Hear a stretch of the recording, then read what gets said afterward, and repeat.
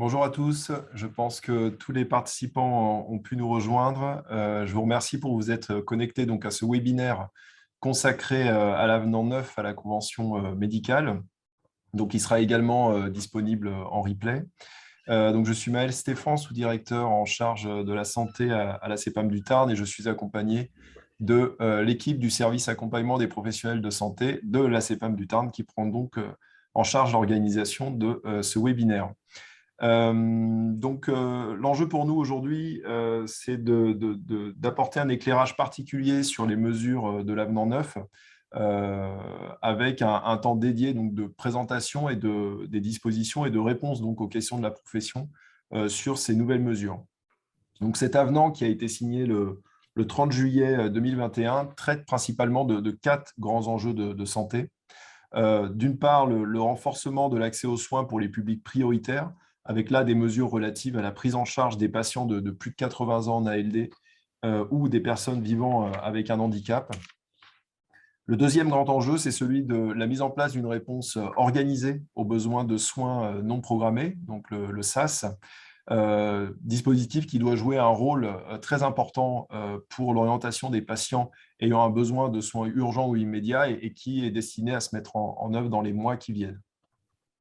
Le troisième grand enjeu de cet avenant, c'est la consolidation du parcours de soins avec le soutien aux spécialités cliniques les plus en tension et un encadrement rénové de la téléconsultation et de la téléexpertise avec un champ plus étendu pour la téléexpertise et un accès plus facilité pour la téléconsultation, même si tout cela doit s'articuler et continuer à s'articuler avec des prises en charge plus traditionnelles des patients. Enfin, et dernier point essentiel de cet avenant, c'est le fort investissement sur le virage numérique pour la médecine de ville, avec là aussi l'enjeu d'accompagner les médecins généralistes dans l'usage des nouvelles modalités offertes par le Ségur numérique. Donc, ces éléments représentent un effort financier d'à peu près 800 millions d'euros et manifestent le souhait de l'assurance maladie et des partenaires conventionnels d'avoir un effet levier assez important sur ces différentes thématiques.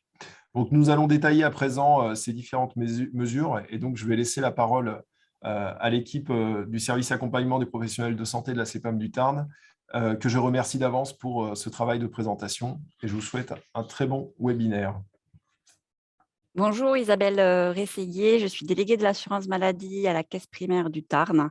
Je vous remercie d'assister à ce webinaire de présentation de l'avenant 9 à votre convention médicale. Pour cette présentation, Jean-Michel Zafrila, délégué de l'assurance maladie, Véronique Ramon, conseillère informatique service donc, et moi-même prendrons la parole tour à tour pour vous présenter donc, les points essentiels, les points clés de cet avenant. Alors, l'ordre du jour vous a été annoncé par Monsieur Stéphane. Donc, le premier point concernera les évolutions en lien avec la nomenclature, toutes les nouveautés qui sont prévues. Un deuxième point sur le volet numérique en santé avec Mon Espace Santé, ainsi que toutes les évolutions qui vont être prévues dans le forfait structure, hein. Sur le volet des soins non programmés, le nouveau service d'accès aux soins, le SAS, fera aussi l'objet d'un point. La télémédecine avec les assouplissements et les simplifications qui sont mises en œuvre par le biais de l'avenant 9. Et enfin, le nouveau dispositif d'intéressement concernant les biosimilaires qui est ouvert donc aux médecins depuis le début de l'année. Les micros vont rester coupés pendant cette présentation, mais vous pouvez interagir ou poser vos questions par le biais de l'onglet questions-réponses. Nous y répondrons à la fin de la présentation, bien sûr, dans la mesure du possible. Si toutefois on manquait de temps, n'ayez crainte, on reviendra vers vous individuellement pour pouvoir répondre à chacun de vous. Je vais laisser sans plus attendre la parole à mon collègue, donc à Jean-Michel Zafrila, pour débuter cette présentation. Merci. Merci Isabelle. Bonjour à toutes et tous. Donc Jean-Michel Zafria, je vais vous présenter le premier axe de cet avenant qui propose un renforcement de l'accès aux soins pour les patients les plus âgés ou en situation de handicap. En ce sens, l'avenant 9 modifie en médecine générale notamment certaines règles de facturation. Il crée aussi de nouvelles consultations et revalorise l'avis ponctuel de consultation. Nous allons voir dès à présent de manière plus détaillée toutes ces mesures qui prennent effet très prochainement, dès le 1er avril 2022. Donc, la première modification concerne la visite longue qui, en pratique, est maintenant facturable une fois par trimestre pour tous vos patients âgés de plus de 80 ans en ALD, ainsi que pour vos patients atteints d'une pathologie neurodégénérative. Elle est aussi facturable 4 fois par année civile pour vos patients en soins palliatifs. Vous avez donc ainsi la possibilité de facturer jusqu'à 4 visites longues par an et par patient.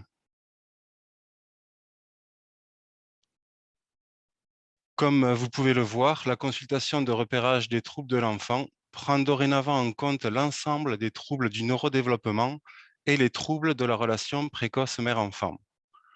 Comme vous le savez, cette consultation comprend notamment un examen clinique approfondi, des tests de repérage adaptés à l'âge de l'enfant et, si besoin, la recherche d'un trouble de la relation mère-enfant. Le cas échéant, vous adressez la famille vers la plateforme de coordination et d'orientation du département dont dépend votre patient. Une autre modification porte aussi sur la majoration d'informations et de mise en place de la stratégie thérapeutique que l'on appelle MIS. Elle est maintenant étendue à vos patients présentant des troubles du spectre de l'autisme ou du neurodéveloppement. Sur la diapositive suivante, vous sont d'ailleurs présentés des liens utiles pour trouver plus d'informations sur la prise en charge de ces patients.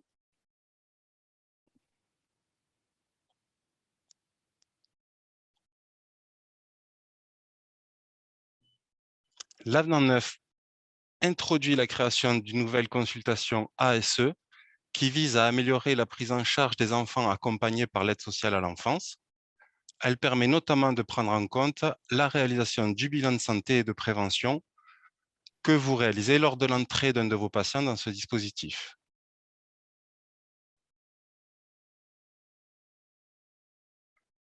La création d'une consultation blanche est aussi mise en œuvre avec une dérogation au principe de la nomenclature générale des actes, qui veut que la consultation ou visite comporte un examen clinique et un interrogatoire du malade.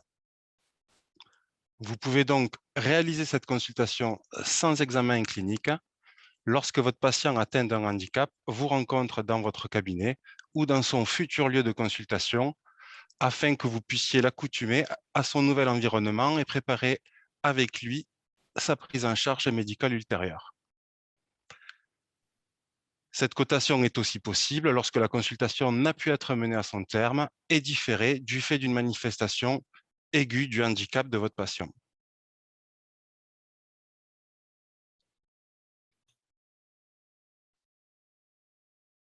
Une autre consultation est aussi créée dans le cadre de l'amélioration de la prise en charge des personnes en situation de handicap. Il s'agit de la MDPH. Donc, 2 situations médico-administratives vous permettent de facturer cette consultation. La première rémunère dorénavant le temps que vous passez habituellement au remplissage complet du certificat médical initial de la MDPH pour vos patients. Elle n'est facturable qu'une seule fois par patient. La deuxième intervient lorsque 2 médecins se transmettent le dossier d'un patient et échangent entre eux afin de garantir une continuité dans la prise en charge du patient. Enfin, l'avis ponctuel de consultation est revalorisé de 5 €. Une autre mesure non inscrite dans l'avenant 9, issue de la loi de financement de la Sécurité sociale 2022, renomme la consultation de contraception et de prévention. Elle s'étend dorénavant à vos patientes, mais également à vos patients de moins de 26 ans. Je laisse maintenant la parole à Véronique Ramon.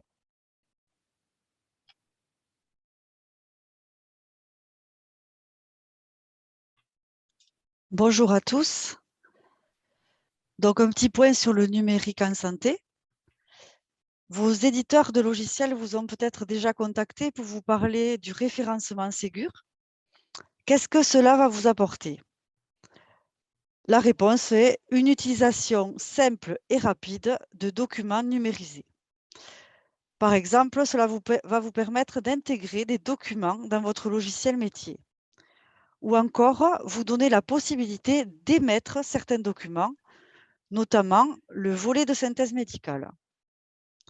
Également, il y a une optimisation des comptes rendus de biologie structurés avec des alertes, des mises en évidence, des valeurs hors normes. Dernier point, vous allez pouvoir envoyer facilement des documents à d'autres professionnels de santé, mais aussi, et c'est la nouveauté, à vos patients par la messagerie de santé que vous utilisez déjà.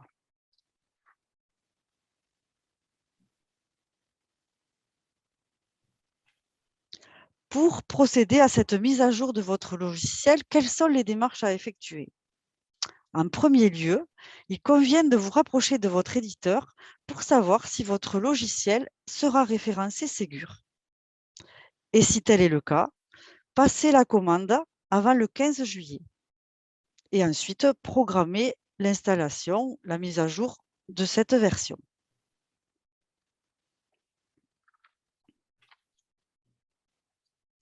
Parlons à présent de Mon Espace Santé. Ce qu'il faut comprendre, c'est que Mon Espace Santé, c'est le versant patient du DMP, dossier médical partagé, avec comme nouveauté une messagerie de santé par laquelle les professionnels de santé pourront envoyer des documents à leurs patients.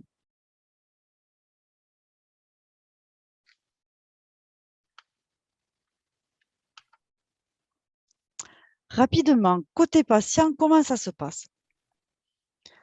Les assurés vont recevoir un mail ou un courrier d'explication de Mon Espace Santé avec un code confidentiel.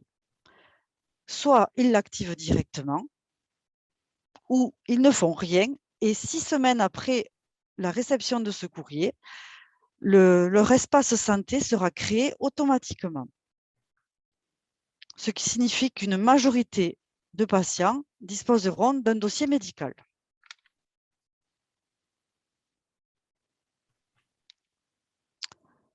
Un petit mot sur le forfait structure et les évolutions. Concernant votre équipement, 2022 s'inscrit dans la continuité. En 2023, par contre, votre logiciel devra être référencé Ségur et ainsi vous validerez les attendus tant au niveau DMP que pour la messagerie de santé. Vous trouverez dans le volet 2 deux nouveaux indicateurs. Un concerne l'alimentation du DMP. L'objectif étant que 20% de consultations donnent lieu à une alimentation d'au moins un document dans le dossier médical partagé des patients, ce qui correspond à alimenter le DMP une fois sur 5. L'autre indicateur concerne la messagerie de santé et il vous est demandé que 5% de vos consultations comprennent un échange par email via la messagerie de santé, ce qui correspond à une consultation sur 20.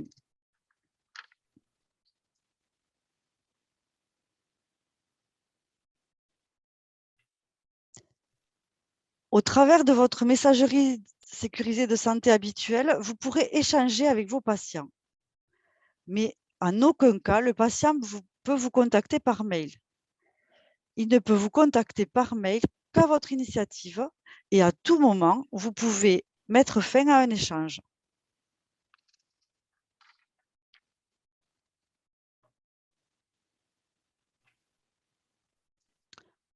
Vous retrouverez ici les objectifs des téléservices que vous utilisez déjà. Deux nouveautés entrent en compte en 2022. Premièrement, la prescription électronique de transport. On vous demande 10% de vos prescriptions de transport. Et pour 2023, on comptera les déclarations simplifiées de grossesse.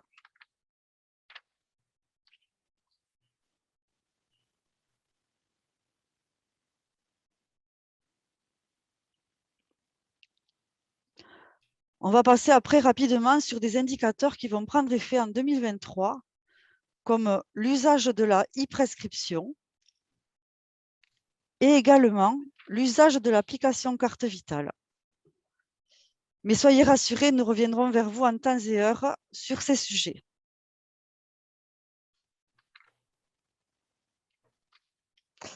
En résumé, voici l'évolution du forfait structure. L'évolution majeure étant le transfert de l'indicateur implication dans les démarches de prise en charge coordonnée du volet 2 vers le volet 1.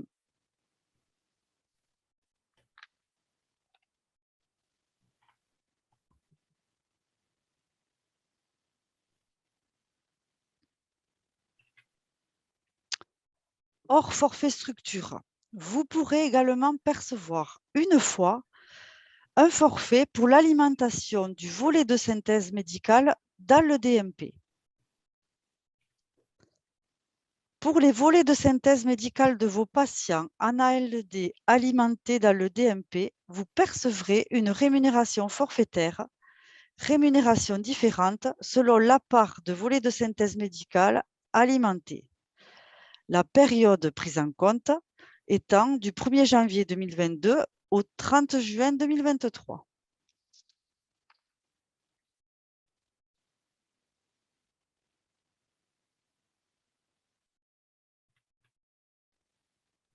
Je ne reviendrai pas sur le forfait structure, le transfert du volet 2 vers le volet 1 pour l'implication dans les démarches de prise en charge coordonnée. Mais une autre modification porte sur le service d'accès aux soins. Et pour cela, je laisse la parole à Isabelle pour vous le détailler. Merci Véronique. Donc, je vais effectivement vous proposer un focus sur l'indicateur 8 et l'indicateur 9 du volet 2 du forfait structure. Le volet 2, c'est le volet complémentaire. Donc, ce volet de soins non programmés, en fait, met en place un nouveau dispositif appelé service d'accès aux soins. Ce service d'accès aux soins, il est déjà, à titre expérimental, mis en place sur 22 départements, soit 13 régions, dont Toulouse en Occitanie. Et il est prévu une généralisation, mais progressive, au fil du temps. Donc, pour certaines, dès la fin de l'année, et pour d'autres, un petit peu plus tard. Concrètement, ici, la diapo que vous avez à l'écran vous propose de voir comment fonctionne la prise en charge d'un patient quand il passe par le service d'accès aux soins. Donc, bien sûr, en amont, il y a toujours un besoin de prise en charge d'un patient. Ce patient, il a des difficultés à voir son médecin traitant, soit parce qu'il n'en a pas, soit parce qu'il n'est pas disponible. Il va donc pouvoir contacter un numéro dédié pour joindre la plateforme du service d'accès aux soins. Il aura alors un médecin régulateur en ligne qui, après questionnement, va pouvoir identifier un petit peu mieux la situation du patient et décider différentes choses en fonction de la situation. Il peut se contenter d'un conseil téléphonique, éventuellement à l'envoi d'une prescription, c'est quelque chose qui sera prévu par la suite. Il peut aussi estimer que ce patient, il a vraiment besoin d'être vu par un médecin, par un confrère, et puis dans un délai court, 48 heures. Donc, dans ce cas-là, il a deux options. Donc, la première, c'est ce qui est détaillé à travers le cas numéro 5, c'est-à-dire que le médecin régulateur va pouvoir visualiser des disponibilités sur les agendas des médecins dits effecteurs. Le médecin effecteur, c'est un médecin qui est volontaire pour participer à cette prise en charge donc, sur la plateforme de service d'accès aux soins. Donc là, la prise en charge se fait pour ce patient. Deuxième option, en fait, il ne constate pas, ce médecin régulateur, de disponibilité sur les agendas partagés. Donc là, on est sur le cas 6. Le médecin régulateur va donc joindre directement un médecin effecteur, c'est-à-dire volontaire encore une fois sur le dispositif, soit il va passer par la CPTS du territoire afin de demander la prise en charge de ce patient en dehors donc, des disponibilités qui ont été partagées par les différents médecins. C'est ce qu'on appelle la prise en charge en surnuméraire. Donc ce cas-là, en fait, je vais vous l'expliquer un petit peu plus en détail par la suite.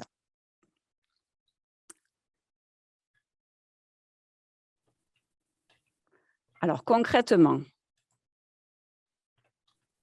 un médecin qui souhaite être volontaire sur cette plateforme de service d'accès aux soins, il va donner de la visibilité, il va donner de la visibilité sur ses disponibilités au médecin régulateur à la plateforme de service d'accès aux soins.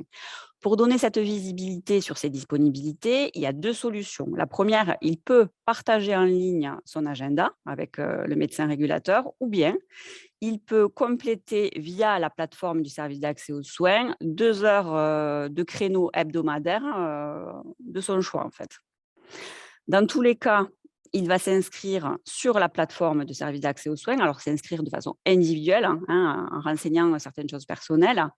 Il peut aussi, en complément, informer la CPTS de son territoire pour, bien sûr, signifier qu'il participe au service d'accès aux soins.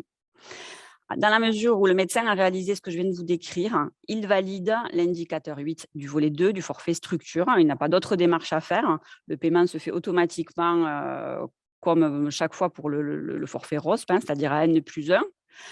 Pour cet indicateur-là, 50 points de plus sont affectés, donc pour un total de 200 points par rapport à l'année dernière, ce qui fait une rémunération de 1 400 € au total.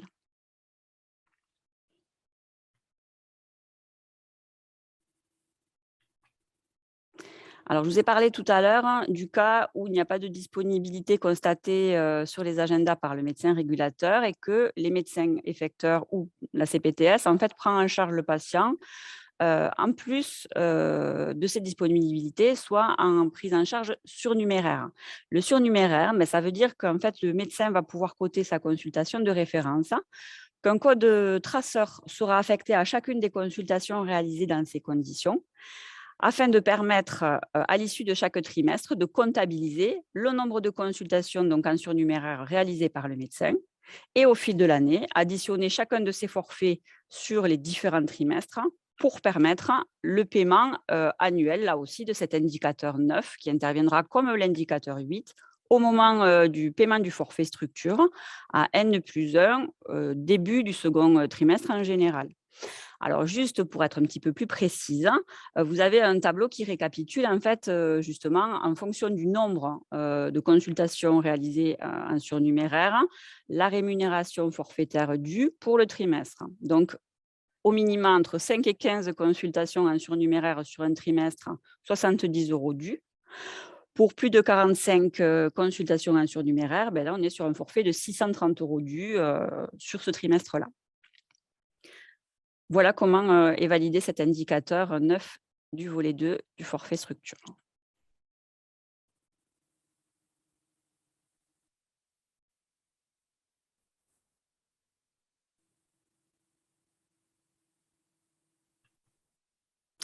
Alors, on va poursuivre la présentation de ce webinaire avec les mesures de télémédecine qui sont prévues dans l'avenant 9. Donc, je vous ai parlé tout à l'heure de simplification. Donc, c'est ce qu'on va voir avec la téléconsultation en premier lieu. Donc, cette téléconsultation, comme vous le savez, elle est ouverte à tout patient et tout médecin, quelle que soit sa spécialité, peut la réaliser. Elle repose sur 3 principes. D'une part, le consentement du patient, d'autre part, le respect du parcours de soins coordonnés et enfin, sur une logique de territorialité. Alors, quand je vous ai parlé d'assouplissement et de simplification, ça concernait 2 choses. La première, c'est pour vous, médecins qui souhaitez réaliser une téléconsultation, vous n'avez plus l'obligation de connaître préalablement le patient. En revanche, est toujours maintenue l'obligation d'alterner des téléconsultations avec des consultations en présentiel pour que la prise en charge puisse se faire. Le deuxième assouplissement concerne ce qui touche à la territorialité, à l'obligation de territorialité. En effet, un patient qui habite en zone sous-dense, appelée zone ZIP, ce patient, il n'a pas de médecin traitant, il n'y a pas de logique de territorialité et d'organisation de réaliser en fait au niveau de la télémédecine. Il n'a pas pu non plus bénéficier d'une prise en charge par le biais du service d'accès aux soins qu'on a évoqué tout à l'heure. Donc, ce patient-là pourra donc bénéficier d'une téléconsultation et surtout de sa prise en charge.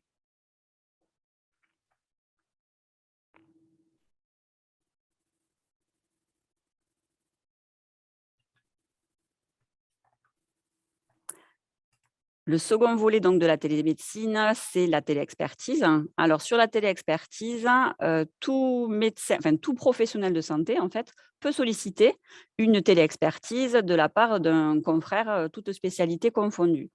Depuis cette année, en fait, il n'y a plus de limitation non plus pour les patients qui bénéficient de cette téléexpertise. Tous les patients peuvent en bénéficier. Souvenez-vous, auparavant, il y avait certaines catégories de patients qui étaient concernés uniquement.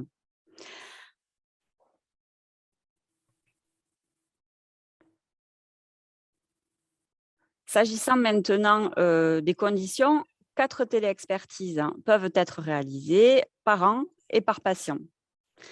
Au niveau des cotations de la facturation, en fait, là aussi, il y a une simplification puisque un médecin requis, c'est-à-dire le médecin expert, il va pouvoir coter un TE2 à 20 €.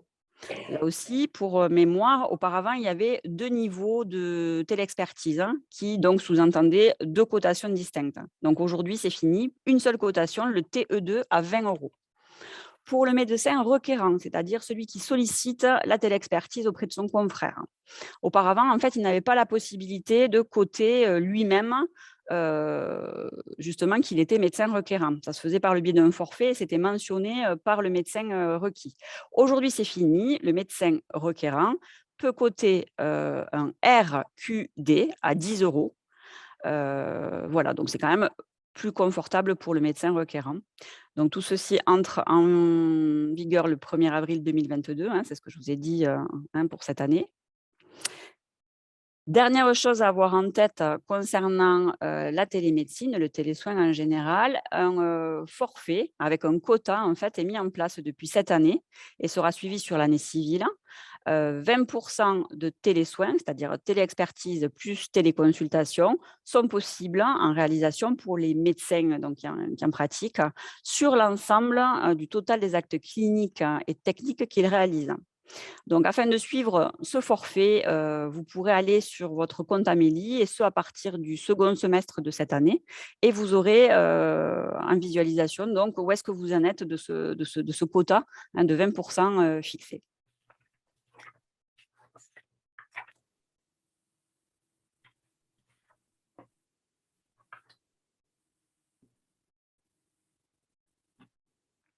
Voilà, je laisse la parole à mon confrère Jean-Michel Zafrila pour vous parler de la suite. Donc, concernant les biosimilaires, vous avez peut-être récemment pu voir dans votre Amélie Pro apparaître ce dispositif d'intéressement. Il est notamment mis en œuvre afin de valoriser le temps que vous allez consacrer pour accompagner vos patients à des modifications de prescription, que ce soit en initiation de traitement ou lors de remplacement du médicament de référence. Donc, 5 substances actives sont finalement considérées. 3 concernent des prescriptions restreintes et 2 des prescriptions toutes spécialités.